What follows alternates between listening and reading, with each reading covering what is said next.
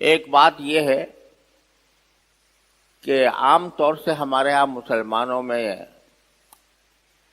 یہ رواج ہے کہ جو زکوٰۃ دینا چاہتے ہیں جو لوگ، وہ رمضان کے مہینے میں زکوٰۃ ادا کرنے کی کوشش کرتے ہیں. اگرچہ زکوٰۃ کوئی رمضان کے ساتھ خاص نہیں ہے، زکوٰۃ کا حکم یہ اللہ تبارک و تعالیٰ نے نماز کے ساتھ ملا کر اس کو ذکر کیا ہے.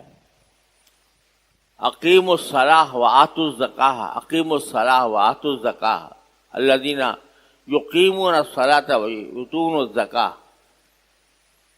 تقریباً 70 سے زیادہ مقامات پر اللہ تعالیٰ نے دونوں عبادتوں کو اکٹھا ذکر کیا ہے، جس سے اندازہ یہ ہوتا ہے کہ بتلانا مقصود ہے کہ زکوٰۃ کا فریضہ بھی اتنا ہی اہم ہے جتنا نماز کا فریضہ ہے. دونوں ساتھی ہیں. یہ ایک مسلمان کے اعمال میں یہ دونوں عمل مرکزی اور بنیادی اہمیت رکھتے ہیں. قرآن کریم نے یہ فرمایا جو کافر جن سے جہاد ہو رہا ہو، جن سے قتال ہو رہا ہو، اگر وہ اس ایمان لے آئیں، مسلمان ہو جائیں، تو اس کے ساتھ صرف بھی اسلام مسلمان لے جانے کا ذکر نہیں کیا، بلکہ فَإِن تَابُوا وَأَقَامُوا الصَّلَاةَ وَآتَوُا الزَّكَاةَ، کہ وہ توبہ بھی کر لیں اور نماز قائم کرنا شروع کر دیں، زکوٰۃ ادا کرنا شروع کر دیں. فَإِخْوَانُكُمْ فِي الدِّينِ، پھر تمہارے دین کے بھائی بن جائیں گے. تو معلوم ہوا کہ نماز کی طرح زکوٰۃ بھی مسلمان ہونے کی نشانی ہے، مسلمان ہونے کی علامت ہے کہ یہ شخص زکوٰۃ ادا کرتا ہے. اس کی اہمیت اتنی زیادہ کہ بالکل جو سب سے پہلی صورتیں نازل ہوئی ہیں، سورہ مزمل، سورہ مدثر کے بعد کہتے ہیں دوسری یا تیسری صورت یہ ہے جو نازل ہوئی تھی، اس میں بھی یہ حکم موجود ہے، اقیموا الصلاۃ وآتوا الزکاۃ. معلوم ہوا کہ زکوٰۃ کی فرضیت بالکل اسلام کی ابتدا سے ہی شروع ہو گئی تھی، اور یہ اسلام کا ایک ترین شعار ہے. نماز اگر جسمانی عبادت ہے جو جسم سے ادا ہوتی ہے، تو زکوٰۃ مالی عبادت ہے. اللہ نے جو کچھ بھی مال انسان کو عطا فرمایا اس میں سے کچھ حصہ نکالنا پڑتا ہے زکوٰۃ کے لیے. اور احادیث میں یہ فرمایا گیا ہے کہ زکوٰۃ کو طہارۃ للاموال قرار دیا گیا ہے، کہ انسان جو کچھ بھی کماتا ہے اس زندگی میں، اس کمائی کو پاک کرنے والی چیز زکوٰۃ ہے. پاک کرنے والی کیسے؟ قرآن کریم کا ارشاد ہے ان الذین یکنزون الذهب والفضة ولا ينفقونها في سبيل الله فبشرهم بعذاب أليم يوم تقوى بها جباههم وجنوبهم هذا ما كنزتم لأنفسكم فذوقوا ما كنتم تكنزون. قرآن کریم فرماتا ہے کہ جو لوگ سونا چاندی جمع کر کے رکھتے ہیں، اور سونا چاندی سے مراد پیسہ، وہ جس شکل میں بھی ہو، جو لوگ سونا چاندی کو جمع کر کے جوڑ کر رکھتے ہیں اور اس کو اللہ کے راستے میں خرچ نہیں کرتے، ان کو دردناک عذاب کی خبر سنا دو. کیا دردناک عذاب؟ یوم یحمى علیہا فی نار جہنم. آخرت میں یہ ہوگا کہ سونا چاندی یا جو کچھ بھی سامان یا جو قابل زکوٰۃ چیزیں ہیں، وہ اگر ان کی زکوٰۃ نہیں نکالی گئی تو قیامت کے دن ان سونے چاندی کو یا ان سکوں کو یا ان کو آگ پر تپایا جائے گا، اور پھر تقوا بہا جباہہم و جنوبہم و ظہورہم، اور اس کے ذریعے داغا جائے گا ان کی پیشانیوں کو، ان کے پہلوؤں کو اور ان کی پشتوں کو. یہ انجام ہونے والا ہے سونا چاندی جمع کرنے والوں کے لیے. سونا چاندی سے مراد ہر قسم کا مال ہے جو تجارت کا مال ہوتا ہے. اور ایک حدیث میں ایک آیت میں سیطبقون ما بخلوا به یوم القیامہ، یہ جتنا تم نے روپیہ پیسہ سونا چاندی جمع کیا، یہ سب تمہارے گلے کا طوق بنے گا قیامت کے دن. گلے کا طوق بنے گا. اس کی حدیث میں تفصیل آئی ہے، اللہ بچائے، کہ ایک سانپ کی شکل میں آئے گا، گنجا سانپ. وہ سانپ گلے میں لپٹ جائے گا اور گلے میں لپٹ کر اس کے منہ پر ڈنک مارے گا اور کہے گا یہ میں ہوں تیرا مال، میں ہوں تیرا خزانہ، کیونکہ تو نے زکوٰۃ ادا کیے بغیر جمع کر رکھا تھا. تو بڑی سخت وعیدیں ہیں زکوٰۃ نہ ادا کرنے پر. لہذا خوب سمجھ لینا چاہیے، اللہ تبارک و تعالیٰ نے زکوٰۃ کو اتنا بڑا فریضہ قرار دیا کہ نماز کے ساتھ اس کو ہمیشہ ذکر کیا ہے، اور اس کے ادا نہ کرنے پر شدید وعیدیں ہیں، جیسا میں نے ابھی آپ کے سامنے عرض کی. اور اصول یہ بتا دیا، کوئی بہت مشکل کام نہیں ہے، مشکل کام نہیں ہے. زکوٰۃ واجب ہوتی ہے ہر اس شخص کے ذمے جس کے پاس 52.5 تولہ چاندی یا اس کی قیمت کا روپیہ یا اس کی قیمت کا سامان تجارت موجود ہو. 52.5 تولہ چاندی کی قیمت آج کل کے حساب سے 1,39,000 روپے بنتی ہے. 1,39,000 روپے. اگر کسی شخص کے پاس 1,39,000 روپے ہے، اپنے پاس رکھے ہیں، بینک میں رکھے ہوئے ہیں، تو اس کے اوپر زکوٰۃ واجب ہوگی. 1,39,000 سے کم ہے تو اس پر زکوٰۃ واجب نہیں ہے. لیکن 1,39,000 روپے اگر کسی کے پاس نقد ہیں، اس کے اکاؤنٹ میں رکھے ہوئے ہیں، یا 1,39,000 روپے کے عمر کی قیمت کا سامان تجارت اس کے پاس موجود ہے.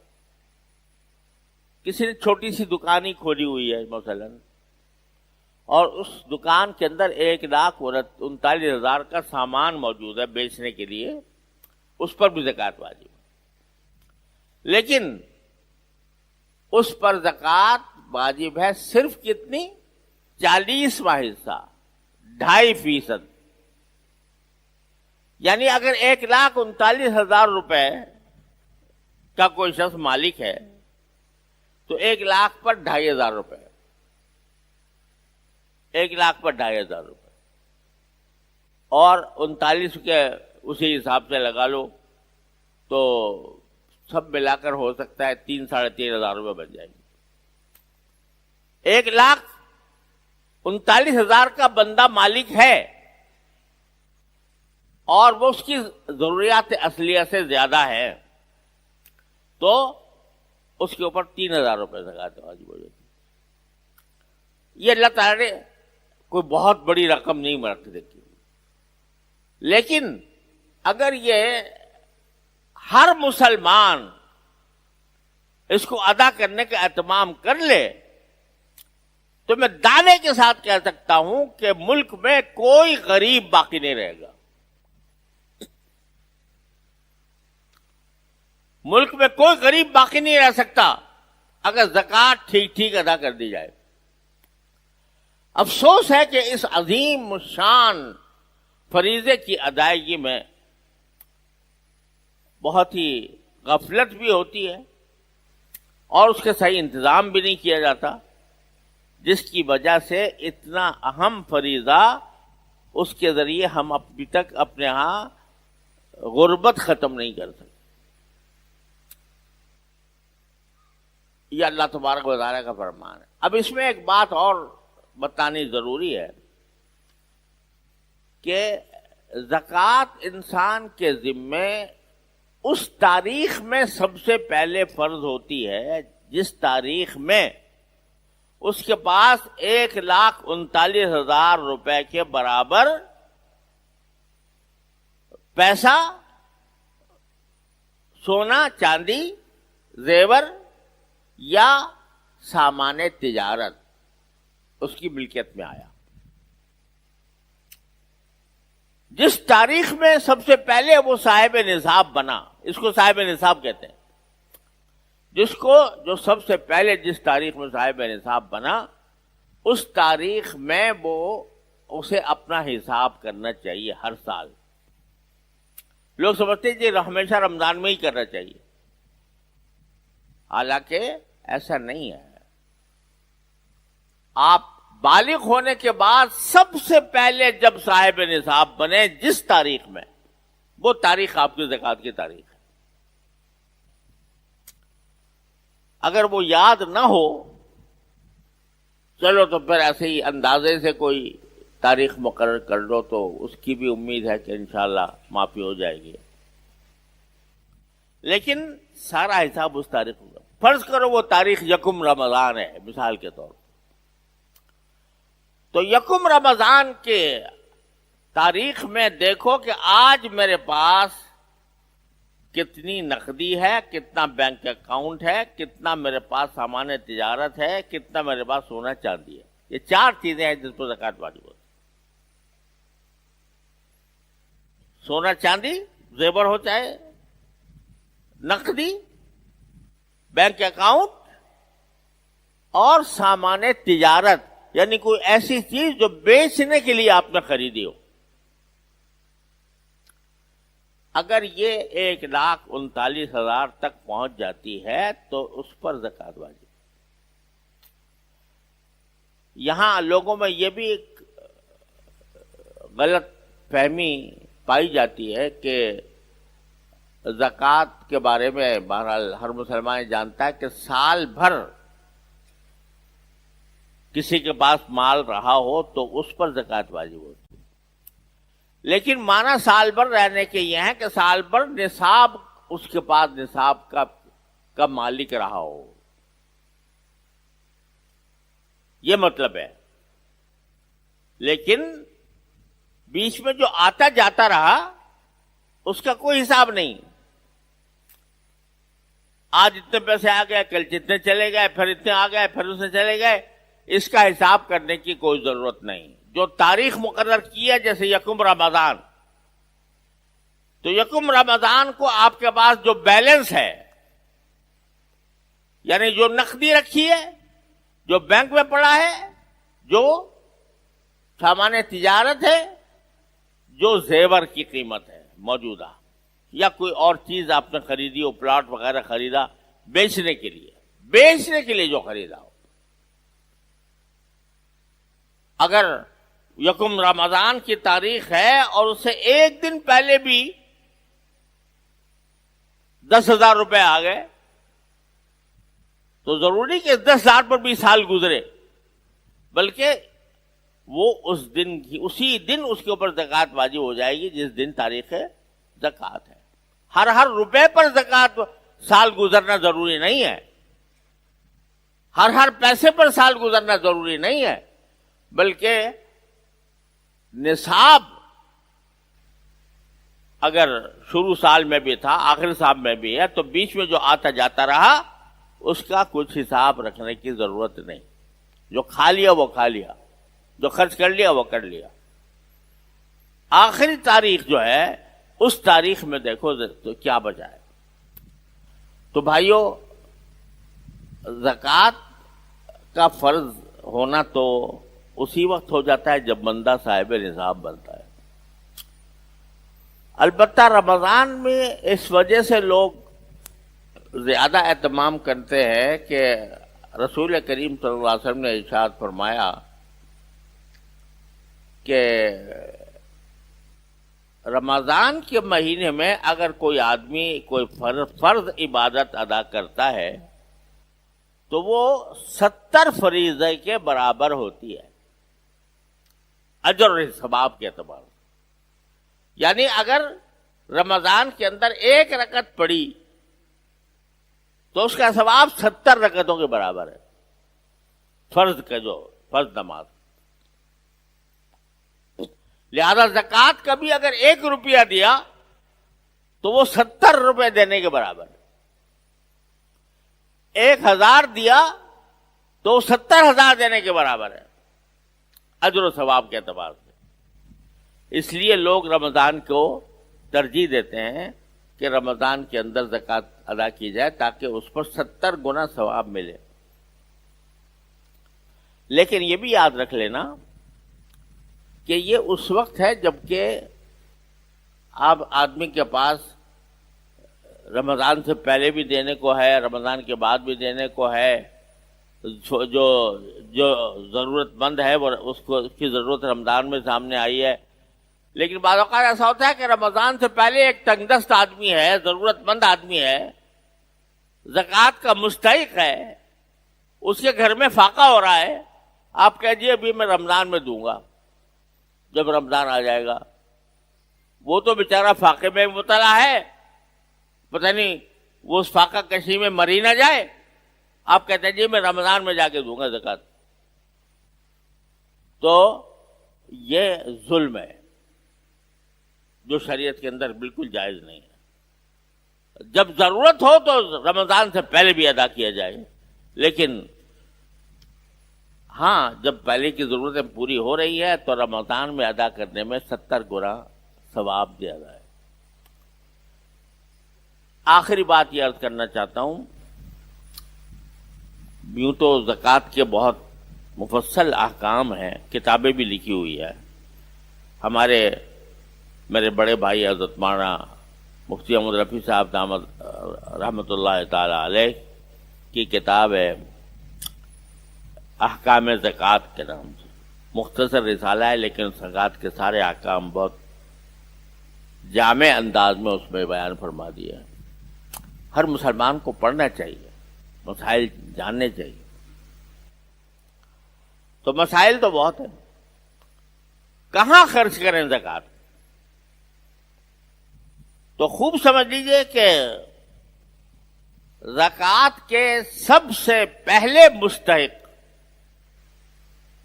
انسان کے اپنے وہ رشتہ دار ہیں کہ جو غریب ہوں. سب سے پہلے استحقاق جو ہے اپنے رشتہ داروں کا ہوتا ہے. 2 رشتے تو ایسے ہیں کہ ان کو زکوٰۃ نہیں دی جا سکتی. ایک باپ بیٹے کو نہیں دے سکتا، بیٹا باپ کو نہیں دے سکتا، شوہر بیوی کو نہیں دے سکتا، بیوی شوہر کو نہیں دے سکتی. باقی جتنے رشتے ہیں اگر وہ مستحق زکوٰۃ ہیں، صاحب نصاب نہیں ہیں، چاہے بھائی ہو یا بہن ہو، چچا ہو، بھتیجا ہو، پھوپھی ہو، خالہ ہو، مرد ہو، عورت ہو، اپنے رشتہ داروں میں سے اگر کوئی غریب ہے، غریب ہونے کے معنی صاحب نصاب نہیں ہے، تو اس کو زکوٰۃ دینا افضل ہے. اس میں دوہرا ثواب ہے، ایک زکوٰۃ کا ثواب اور دوسرے رشتہ داری کے حقوق ادا کرنے کا ثواب، صلہ رحمی کا ثواب. تو سب سے زیادہ مستحق اپنے رشتہ دار ہیں. اور اپنے پڑوسی، اپنے پڑوس میں اگر غریب لوگ رہتے ہیں اور بیچارے ضرورت مند ہیں تو پڑوسیوں کا حق دوسروں پر مقدم ہے.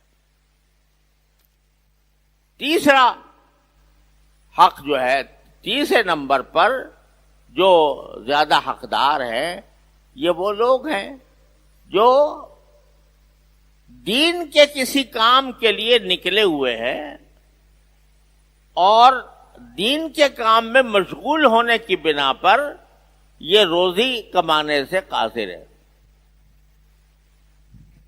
ایک دین کا طالب علم ہے، وہ دین کو سمجھنا چاہتا ہے، پڑھنا چاہتا ہے، اپنے گھر بار کو چھوڑ کر آیا اس لیے کہ اس کے پاس اتنا وقت نہیں ہے کہ وہ اپنے لیے روزی کمائے. یا کوئی مجاہد ہے، جہاد کے راستے میں نکلا ہوا ہے اور اس کے پاس اتنا موقع نہیں ہے کہ وہ اپنے روزی کمائے. تو ایسے لوگ جو دین کے کسی کام میں مشغول ہونے کی وجہ سے روزی کمانے سے روزی نہ کما رہے ہوں، دین کے کام میں لگے ہوئے ہوں، یہ پھر تیسرا حق جو ہے ان کا ہوتا ہے. اسی لیے ہمارے حضرت والد ماجد قدس اللہ تعالیٰ سرہ بانی دارالعلوم حضرت مولانا مفتی محمد شفیع صاحب رحمۃ اللہ علیہ، اللہ تعالیٰ ان کے درجات بلند فرمائے، وہ فرمایا کرتے تھے کہ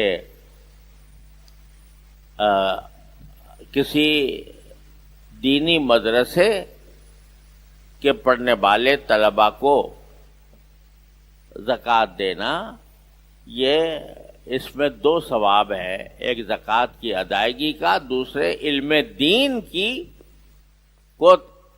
دین کی ترقی میں حصہ لینے کا.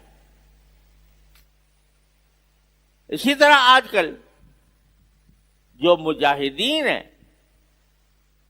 فلسطین میں جہاد کر رہے ہیں، یا جن کے اوپر اسرائیلیوں نے بمباری کر کر کے جن کو خانمہ برباد کر دیا ہے، جن کے بچے روٹی کو ترس رہے ہیں، جن کے جو فاقہ کشی پر مجبور ہیں، وہ بھی اس کے بہت اہم مستحقین میں سے ہیں آج کل کے حساب سے. تو اس لحاظ سے آدمی کو چاہیے کہ اپنی زکوٰۃ کا حساب کرے. یہ جو لوگ کرتے ہیں کہ الٹپ بغیر کسی حساب کے اندازے سے زکوٰۃ نکال دیتے ہیں، اس سے اندیشہ رہتا ہے کہ فریضہ ادا ہوگا یا نہیں ہوگا. ایک ایک پیسے کا حساب ہونا چاہیے جس پر زکوٰۃ فرض ہے. کتنی زکوٰۃ میرے ذمہ فرض ہوئی، اس کا پہلے حساب لگانا چاہیے. حساب لگانے کے بعد پھر اس کی ادائیگی کا اس طرح انتظام کرنا چاہیے جس کا میں نے ابھی آپ حضرات کے سامنے ذکر کیا. اللہ تعالی ہم سب کو اس کی توفیق عطا فرمائے.